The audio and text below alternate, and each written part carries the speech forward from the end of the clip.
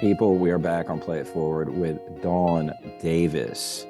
Dawn, you acted and produced this film. Yes. Anything you'd like to share before we kick it off? Well, I'm happy to be here, and it was really a nice surprise to be invited to talk about this film because it's been several years since I made it, and I think I said in my email that Me Too happened after that, and so it's just been interesting. I haven't really thought about the film in a while to look back on it and remember my experience at the time as a female filmmaker and how I was trying to sort of forge a path forward for myself and how much things have started to change since then. So it'll be interesting to talk about it now. Cool. That's awesome. Alexandra Hidalgo nominated you, Yeah. and the film is Harmony. Yes. And it is a really compelling movie about a woman who essentially evades ultimately a attacker. At the beginning, the first question we ask on Play It Forward, I ask is, what gave you the inspiration to work on this movie? What was it that, kernel of that sparked you? Mm. I was looking for a short film to produce and act in myself, and I had very limited resources. And I had put an ad out on Craigslist for scripts, and from there, a really wonderful organization called the International Screenwriters Association, they saw the ad and they asked me if they could run it on their website. So from their website, which is all geared to screenwriters finding work, a screenwriter named Warren Fast sent me two films, and they were both very short. This is a 5-minute film, and they had fantastic female protagonists, which is what I was looking for, and they could be made, inexpensively. So what I loved is that it's a supernatural thriller, and I love both of those elements. And I just wanted to play a character like that. I felt like I understood it. So that Yeah. those are the appealing things. So it technically fit the bill, but what about the theme and the message and the content that Mhm. really struck you emotionally? I think I've had interesting experiences in my life that can't be explained, Mm. and so I can kind of tap into that sort of otherworldly feeling about things sometimes, and, where the lines between maybe our physical reality and a spiritual reality get blurred. So that's what I loved about it was and it was a really interesting way to talk about that. Yeah, that's really cool. Um, the message and theme of the movie. I mean, I've been reflecting on the theme as well as the message. And what do you feel the theme of the movie is? I think the theme is probably about, um I think it's something to do with that we have gifts that make us unique and individual, and many times those are the things we don't like about ourselves or that make us feel separate from other people or on the fringe of society, but those gifts can be the things that save us or that transform our lives in some way. So, I think that's the theme for me. Yeah, and I can concur or, resonate with that and add maybe just a little bit in terms of that intuition, the power of the Mhm. intuition that does, that all of us have, not all of us are necessarily clairvoyant, but we do all have that power of intuition and that spirit side. And if we, are able to allow for it, tap into it, cultivate it even, then it is a power. And, reading it as a work, I don't want to say it's a feminist work. I kind of shy away from that, but reading it as a female oriented character and then, empowering herself through her intuition as a woman and that part of femininity which we all have to be um, encouraged. Mm. Yeah, I love that. I think women are known for their intuition, and we all have it, men and women, and whatever however you identify. And I think that's been a lifelong journey for me is to trust that more and to listen to it because it's very quick and subtle. And I think we get these flashes of intuition that if we're not paying attention or looking for them, they just fly right by. And later we have this hindsight, we look back and think, oh, I did see that or I did know that, but I didn't pay attention to it at the time. And it is a superpower, you know? It's really one of the best ways we have of navigating life, but we don't use it very often. Yeah, that is a very human faculty that can inform the quality of our life and really aid us in our journey through it. And I think that ultimately is a great message to share with others. Um, when you view the film, do you see other messages? How would you reflect on the message of the movie? Yeah, I just watched it again for the first time in a long time when I knew I was doing this. So, um, I mean, I always like the aspect of a woman being able to protect herself through what she already has available to her. You know, I think that's a strong message of not feeling like a victim. You know, I I think there are often things that are outside of our control, but I also think we don't have to walk through the world afraid. So I like that message of feeling protected and powerful in our own skin. Yeah. And, it's such a delicate or a nuanced idea in terms of if if it's possible to read the film in terms of the intuition being foresight, Mm. and then all of us having that capacity, and then how do we navigate our lives having the foresight to not only defend ourselves through violence, but how do we have the foresight to prevent, those events?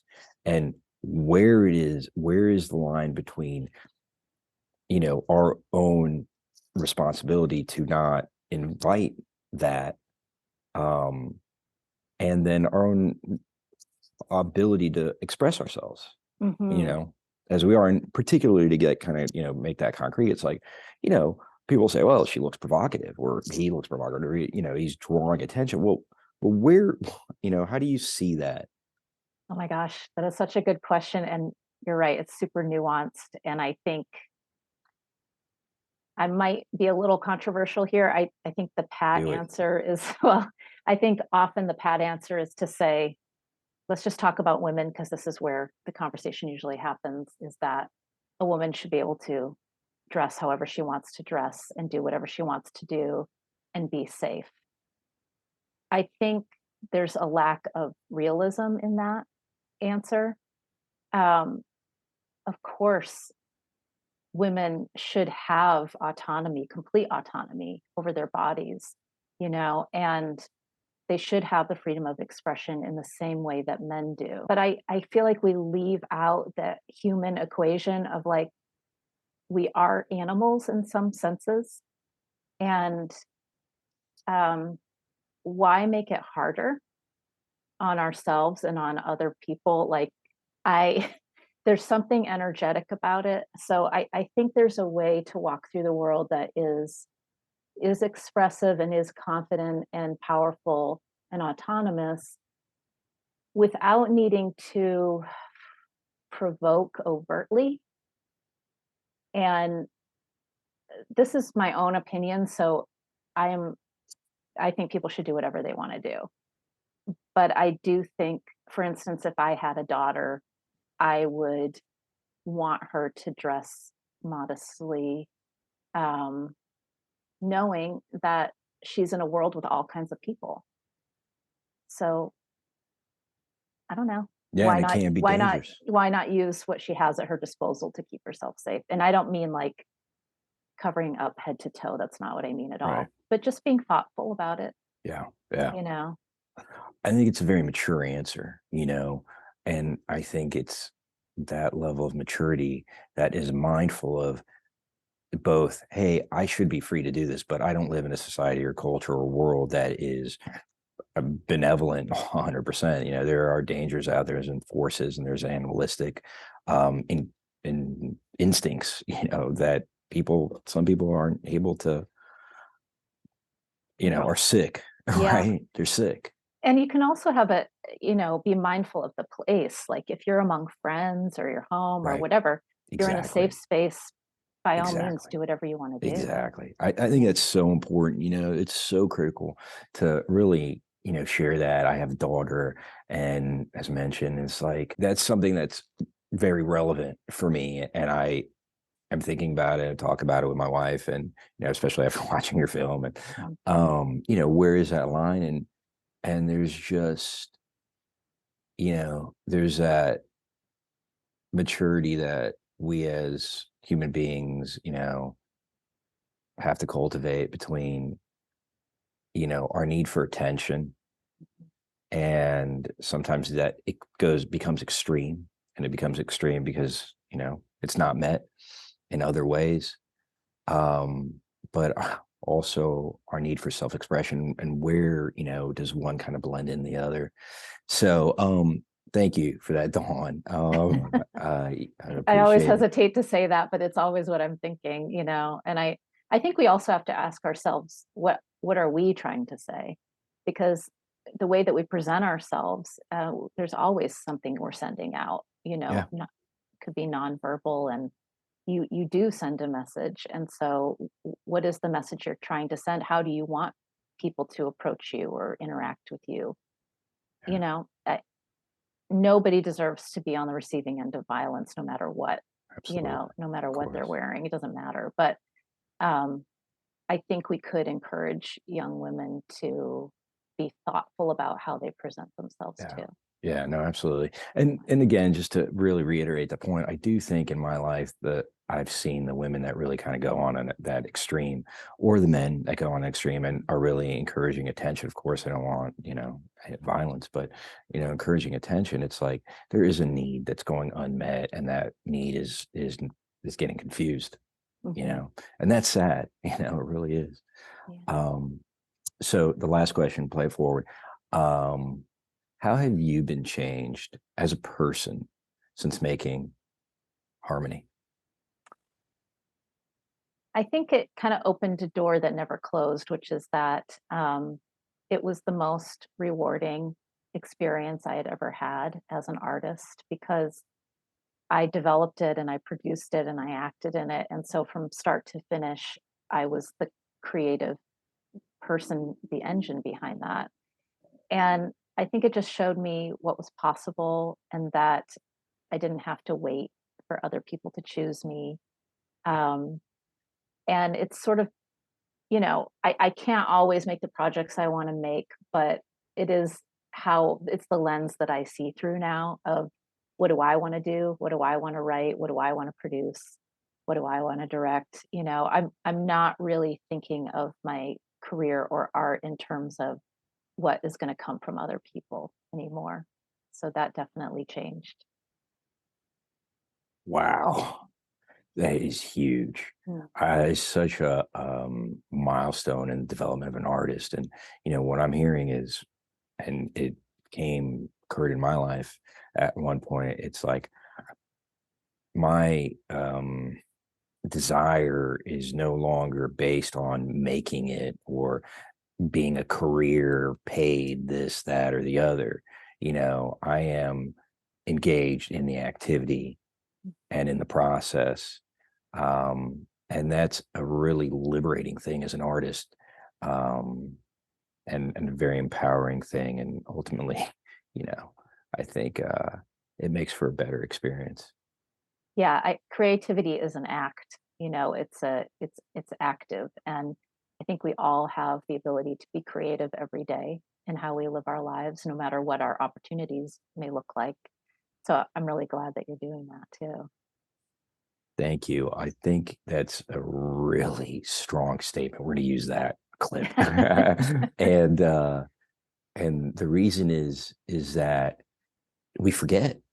We're often so reactive, and we can be creative and change the way we respond to a situation, and make that situation, it changes the entire reality that we live in, Mhm.